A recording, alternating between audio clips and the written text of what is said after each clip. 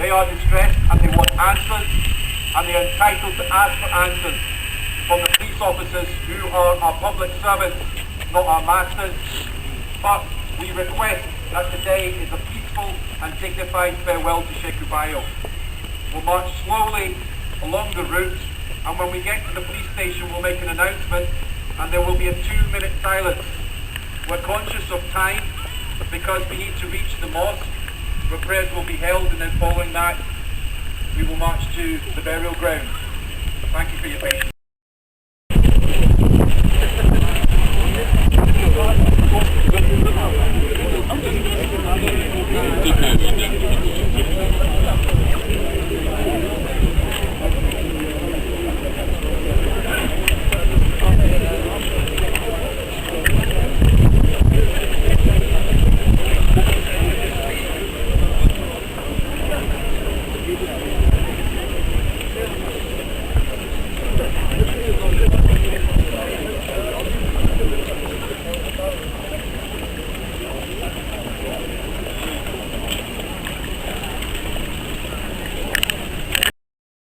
With 9 police officers from Kirkcaldy police station.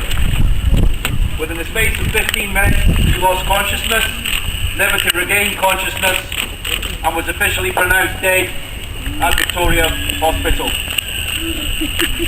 The family have never asked for anything unreasonable. They've simply asked for answers of what happened that morning. They have tried desperately to keep an open mind, and they still try to do so. They have been subjected in the last 35 days to attempted smears and personal insults, but have refused to be provoked and have refused to defend themselves. They do say this, however, that they refuse to be silenced, intimidated or bullied. They want the word justice for the Sheku Bayoh family, saying that without the word truth, there can be no justice. I would like everybody, in respect of Sheku Bayoh, for a 2-minute silence to start, and also to remember that it's unacceptable that police officers remain silent and they must cooperate with the inquiry. Thank you.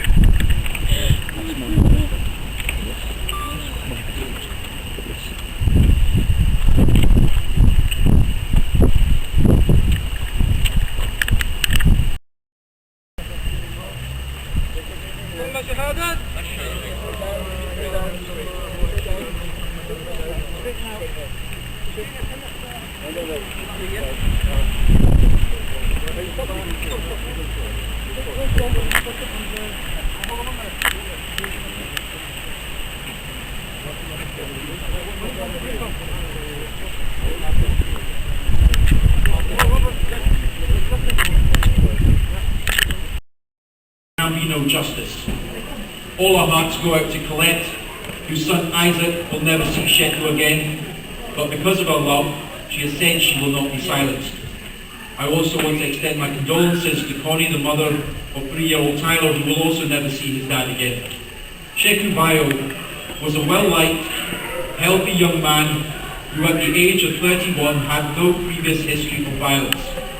It would appear he left his home sometime between 7 and 7:15 a.m. and walked an approximate distance of a mile down to Hayfield Road, where we gathered at lunchtime. Police officers, who were in the midst of a shift change at Kirkcaldy Police Office, responded to an alert following calls from members of the public that a black man was walking down the street with a knife. We are advised that some 2 police vans, 3 marked police cars, and 1 unmarked car went to the scene, and that a minimum of 9 uniformed police officers along with 2 CID attended. We understand that 4 police officers reached there first and engaged with Sheku Bayoh.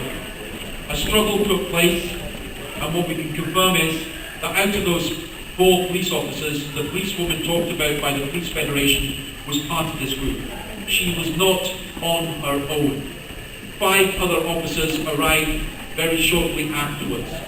There has been a great deal of speculation about what happened, and while some have been desperate to paint a version for the benefit of themselves or of the media, the family have tried to keep an open mind, and what happened is a matter for a live investigation. But they are entitled to say that Sheku Bayoh never deserved to die. If anyone has information in this room or in this community that they have not provided to the police or to the PERC for whatever reason, I would urge you to contact PERC. If you don't feel comfortable doing that, then to contact Sheku's family or my office. As for what happened, you will appreciate we have been given a great deal of information over the last 5 weeks that we cannot release into the public domain, despite others who insist on releasing snippets of what happened that night, that morning. We do know as a fact from CCTV and from statements received that no officer was ever on their own. We know as a fact that CS spray, pepper spray, a form of pepper spray and batons were used by officers who first engaged with Sheku Bayoh.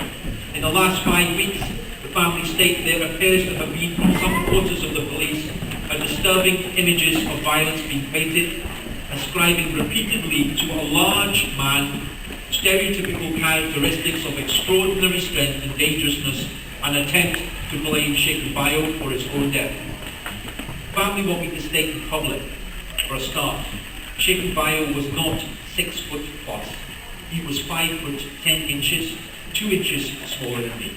He weighed 12 stones, 10 pounds, lighter than myself. The negative imagery as far as the family are concerned has deliberately been used to enforce an image of a mad and dangerous man. None of this has been helpful in searching for the truth, but it has compounded the agony of the family, who feel as though they have been deliberately provoked and an attempt to try and get them to react. Let me say this in response of the family. Police officers at all times are expected to be professionals. Police officers, of course, have a right to defend themselves, but any use of force must at all times be lawful, necessary, and proportionate in the circumstances.